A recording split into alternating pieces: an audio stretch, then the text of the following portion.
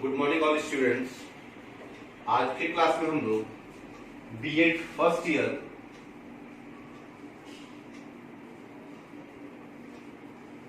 और DElEd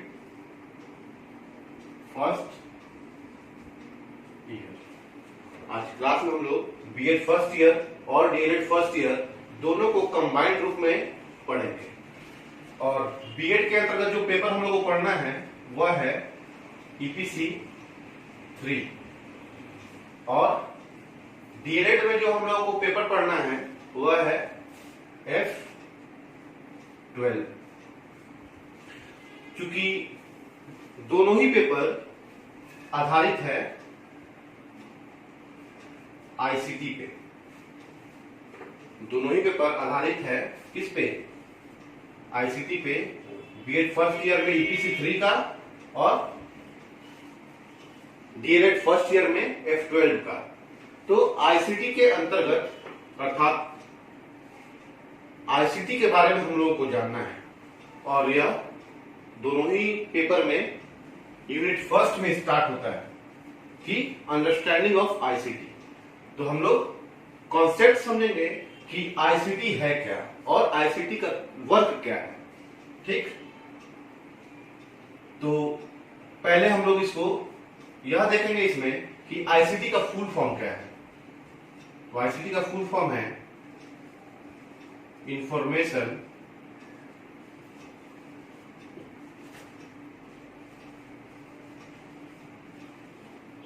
communication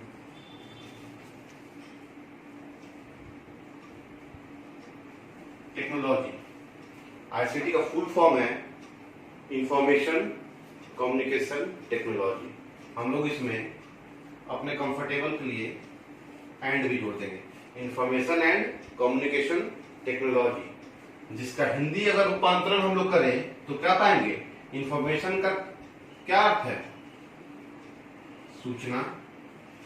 अगर हम बात करते हैं कम्युनिकेशन की, तो कम्युनिकेशन से क्या तात्पर्य है? संचार, या हम कह सकते हैं आदान प्रदान करने की बात को कम्युनिकेशन के नाम से हम लोग जानते हैं। तो इसे संचार कह सकते हैं, जहां किसी भी चीज की आदान प्रदान हो। और अगर हम बात करें टेक्नोलॉजी की, तो इसका हिंदी क्या है? तकनीकी या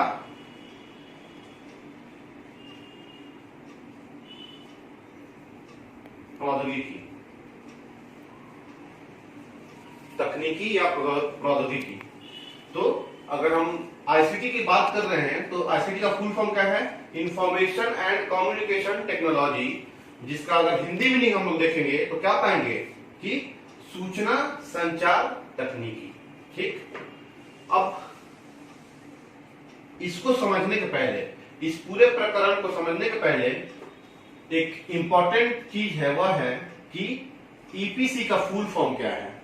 क्योंकि बीएड फर्स्ट ईयर के लिए यह जानना जरूरी है कि ईपीसी जो पेपर है उसका फुल फॉर्म क्या है। क्योंकि फुल फॉर्म इसलिए, जो भी एक्सटर्नल एग्जामिनेशन में आते हैं, इंटरव्यू लेने आते हैं, उनका सबसे हिट क्वेश्चन यही होता है कि अगर आप बीएड फर्स्ट ईयर से पढ़ रहे हैं, बीएड फर्स्ट ईयर में पढ़ रहे हैं और ईपीसी का एग्जाम देने के लिए आप सामने बैठे हुए हैं इंटरव्यूअर के, तो सबसे पहले आप ये बताइए कि ईपीसी का फुल फॉर्म क्या है। सबसे हिट क्वेश्चन यही है कि ईपीसी का फुल फॉर्म क्या है।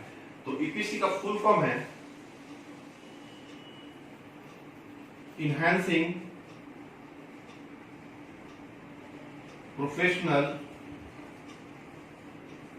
कैपेसिटीज। Enhancing professional capacities. अगर हम इसको हिंदी में डिलीवर करेंगे तो क्या पाएंगे? प्रोफेशनल का व्यावसायिक,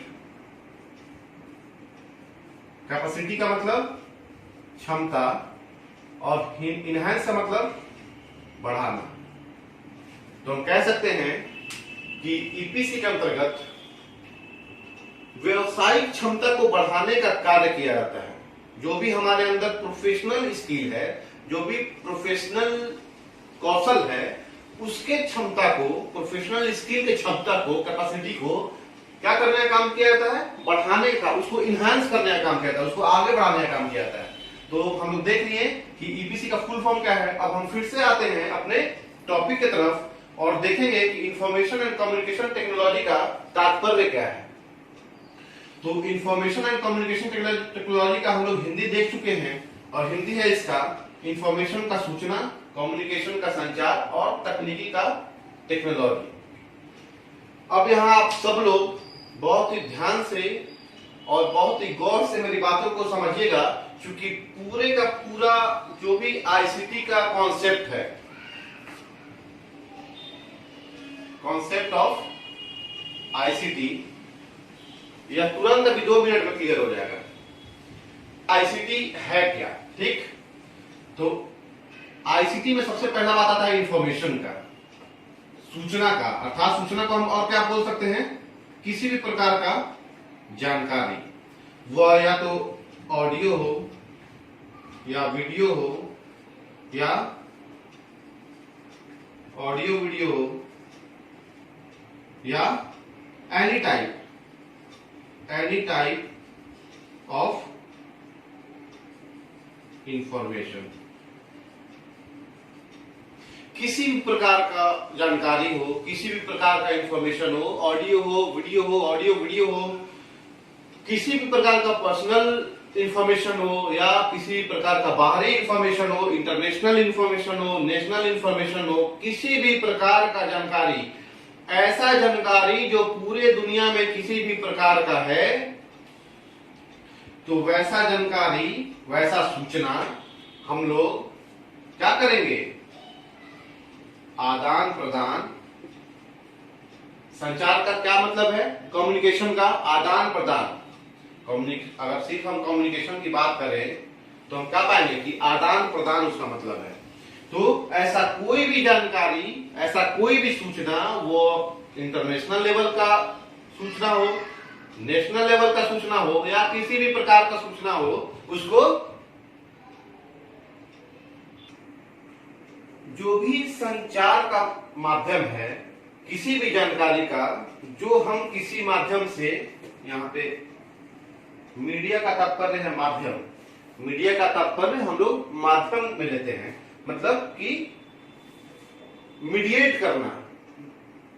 हम लोग कहते हैं ना कि राम ने श्याम और महेश के बीच जो झगड़ा हुआ है उसको श्याम ने मीडिएट करके ठीक कर दिया है। तो यहाँ पे जो मीडिएटर का काम होता है, तो यहाँ पे ये कम्युनिकेशन जो है इंफॉर्मेशन और टेक्नोलॉजी का मीडिएटर है।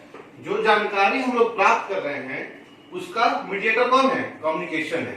तो जो भी जानकारी है वह चाहे किसी भी लेवल का है, किसी भी प्रकार का है, उसका आदान प्रदान जब हम लोग किसके माध्यम से करते हैं, टेक्नोलॉजी के माध्यम से, तकनीकी के माध्यम से जब हम लोग करते हैं, अर्थात इसमें जो आईटी सेक्टर होते हैं, अर्थात कंप्यूटर और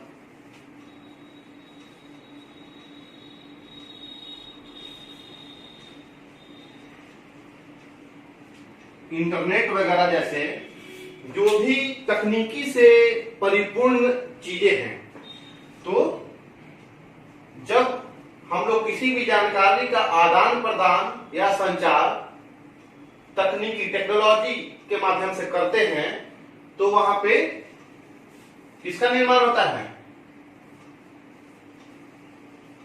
फॉर्मेशन, किसका, आईसीटी का, इंफॉर्मेशन एंड कम्युनिकेशन टेक्नोलॉजी का तात्पर्य है कि कोई भी ऐसा सूचना, कोई भी ऐसा जानकारी जो किसी भी प्रकार का हो, कहीं का भी हो, जब उसे हम लोग एक व्यक्ति से दूसरे व्यक्ति तक डिलीवर करेंगे, और किसके माध्यम से, टेक्नोलॉजी के माध्यम से, तो वह आईसीटी के अंतर्गत आएगा। और यही कॉन्सेप्ट है आईसीटी का, जिसमें किसी भी प्रकार के सूचना को आदान प्रदान किया जाता है एक दूसरे से, इसके माध्यम से, टेक्नोलॉजी के माध्यम से। तो इस प्रकार हम लोग देखें कि आईसीटी का बेसिक कॉन्सेप्ट क्या है। और मैं आशा करता हूं कि सारे लोग भी समझ चुके होंगे कि जो बेसिक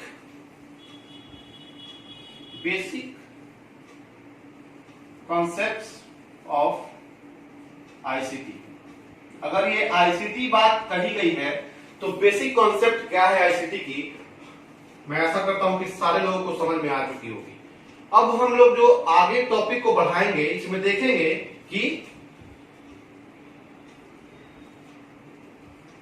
लिम्ब ऑफ आईसीटी अर्थात इंफॉर्मेशन एंड कम्युनिकेशन टेक्नोलॉजी। अब इसके बाद हम लोग चलेंगे आगे और देखेंगे कि लिम्ब ऑफ आईसीटी, आईसीटी के सूचना एवं संचार तकनीकी के अवयव कौन कौन से हैं, अर्थात किस किस चीजों की हम लोग अपने आवश्यकता को पूर्ण करने के लिए, अपनी सूचनाओं को आदान प्रदान करने के लिए किसके माध्यम से, टेक्नोलॉजी के माध्यम से हम लोग किस किस चीजों की पूर्ति करते हैं, तो हम लोग उसी में इसको देखेंगे, इस टॉपिक को। आईसीटी के कॉन्सेप्ट को यानी कि आईसीटी के अवधारणा को समझने के बाद हम लोग आगे बढ़ते हैं लिम्ब ऑफ कम्युनिकेशन टेक्नोलॉजी अर्थात सूचना एवं संचार तकनीकी के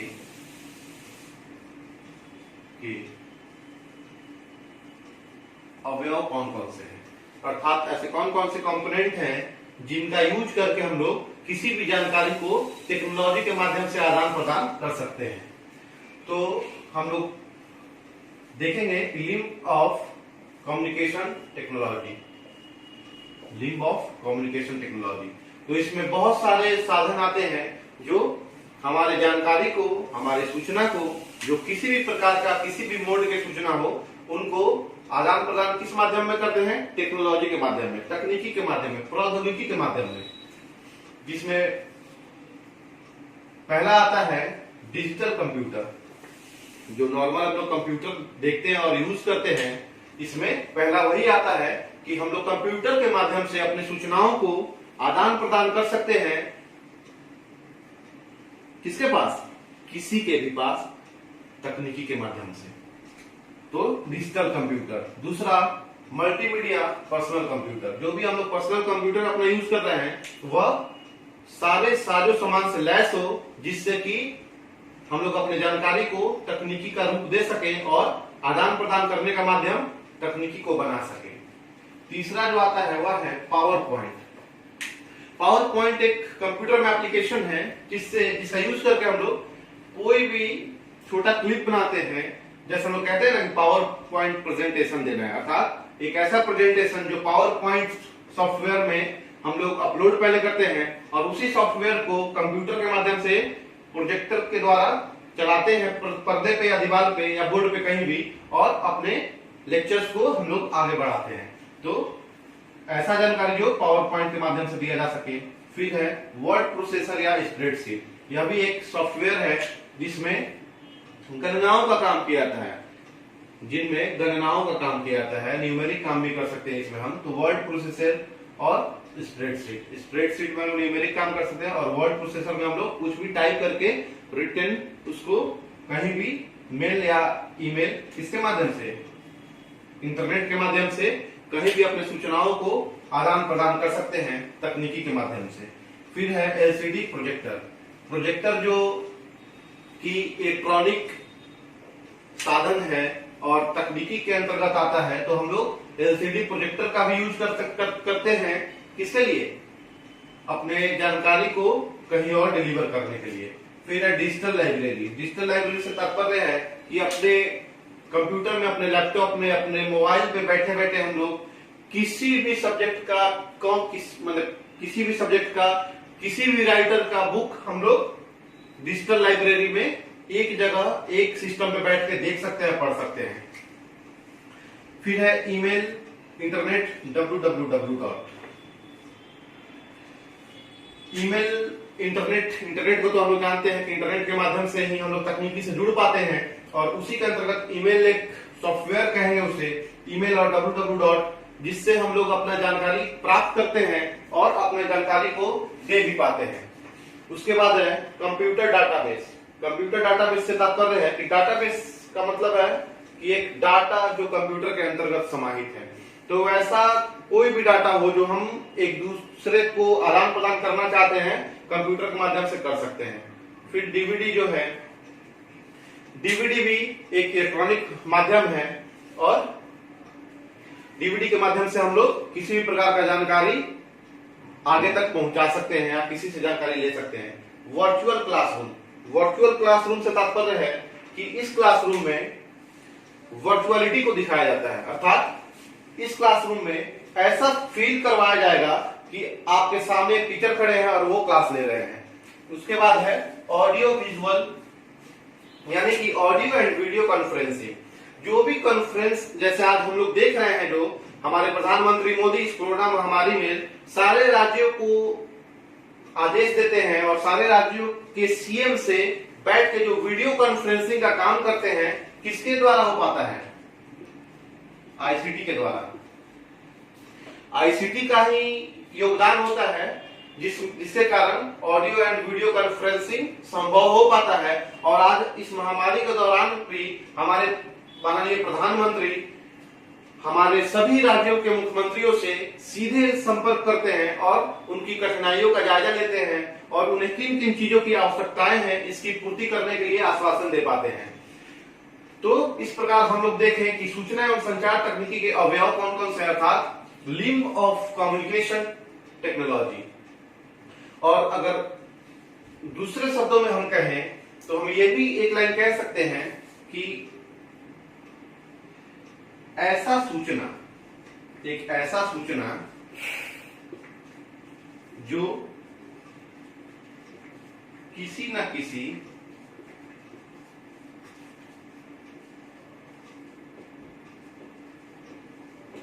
इलेक्ट्रॉनिक माध्यम के द्वारा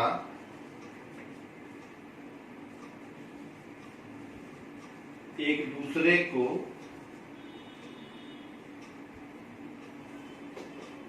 देना और प्राप्त करना ही आईसीटी का मुख्य कार्य है। ऐसा सूचना जो किसी न किसी इलेक्ट्रॉनिक माध्यम, इलेक्ट्रॉनिक डिवाइस के माध्यम से एक दूसरे को देना और एक दूसरे से प्राप्त करना ही आईसीटी का मुख्य कार्य है। क्योंकि अगर इस पूरे वाक्य को हम लोग देखेंगे तो हम लोग पाएंगे कि इस वाक्य से सारे के सारे जुड़े हुए हैं। डिजिटल कंप्यूटर भी इलेक्ट्रॉनिक मीडियम है, मल्टीमीडिया पर्सनल कंप्यूटर भी इलेक्ट्रॉनिक मीडियम है, पावर पॉइंट भी हम लोग इलेक्ट्रॉनिक मीडियम के काम से करते हैं, वर्ड प्रोसेसर और स्प्रेडशीट भी इलेक्ट्रॉनिक माध्यम है, एलसीडी प्रोजेक्टर भी इलेक्ट्रॉनिक माध्यम है, डिजिटल लाइब्रेरी भी इलेक्ट्रॉनिक माध्यम है, ईमेल, इंटरनेट और www भी हम लोग इलेक्ट्रॉनिक के माध्यम से ही काम करते हैं। इसमें कंप्यूटर डाटाबेस भी इलेक्ट्रॉनिक मीडिया है, डीवीडी भी इलेक्ट्रॉनिक साधन है, वर्चुअल क्लासरूम भी इलेक्ट्रॉनिक साधन के द्वारा ही पूरा हो पाता है, और lastly audio and video conferencing भी इलेक्ट्रॉनिक माध्यम के द्वारा ही हम लोग पूरा कर सकते हैं। तो इस प्रकार हम लोग देखें कि कॉन्सेप्ट क्या है आईसीटी का।